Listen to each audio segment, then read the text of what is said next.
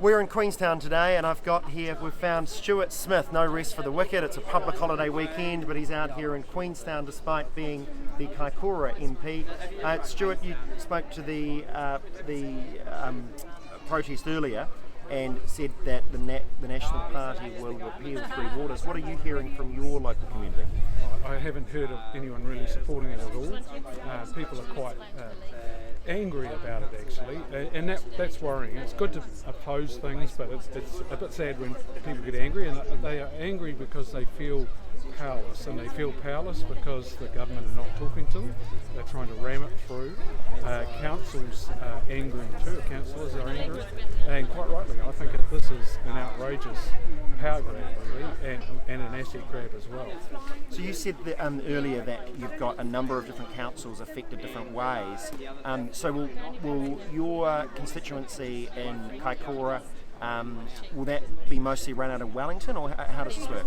Marlborough District Council split in two, with most part of it going into Entity 3, which is right up to Gisborne, and with Wellington, who've never spent any money on their Three Waters infrastructure. Marlborough actually has a very good infrastructure, and then we've got Kaikoura and Haranui, and Waimakariri is part of that. It's also in my electorate, and they are all in Entity 4, all run out of Christchurch. So these things don't make any sense. Why would the people who live in Seddon not be included with the Marlborough assets, which they are effectively a part of? So they've got no community of interest with the rest of the South Island, and the Marlborough people have no community of interest with Wellington, Hawke's Bay and Gisborne. Yeah, the other thing, of course, is that you're going to have to pick up the phone to Wellington or Christchurch, depending on where you are, when there's a leak outside, and how long and bureaucratic will that take? You obviously sit in Parliament most days. You can see, you get a better feeling for what's going on inside the Labour Party than we certainly do. What do you think's driving this, or why are they going so hard on something that's so unpopular? I think 25% of their caucus is the Māori caucus, and that's driving it. And I actually think it's the Māori Party their success has dragged the Māori caucus to the extreme, and the reaction to the Māori Party's success. And I think that's understandable. I don't agree with it, but it's understandable. I think the recent polls we just see across the other side those excellent taxpayer union polls. That's right. We've seen a noticeable change in those backbenchers who are looking at one another thinking, well, will I be back next time or not?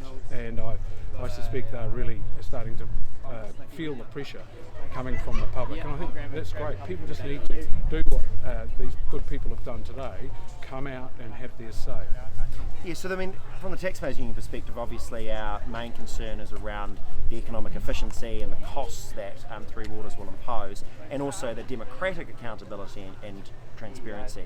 But you mentioned that this is being driven by the Maori caucus or Labour looking over their shoulder at the Māori Party. We're getting that from a lot of New Zealanders as we work around the country. Why do you think now, at least on one side of the Parliament, there's this real suspicion towards democracy?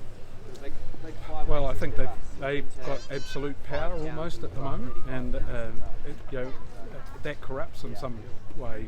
That it goes to their head. As they say, power corrupts, and absolute power corrupts absolutely. And I think that's where we're at this time. They're also, I think, trying to some of them ram through as much as possible before they lose that opportunity. However, we've said we will absolutely repeal this and other legislation. The Paiora bill has littered with a whole lot of inconsistencies as well, and co-governance and that sort of thing, and that's absolutely not called for in New Zealand.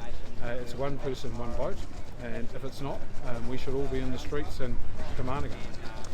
Stuart, last point, I just wanted to thank you so much for signing the community leaders' appeal to protect local control, local democracy and stop Three Waters. Thanks for coming along and addressing taxpayer union supporters today. It's a pleasure, and in fact it's my duty.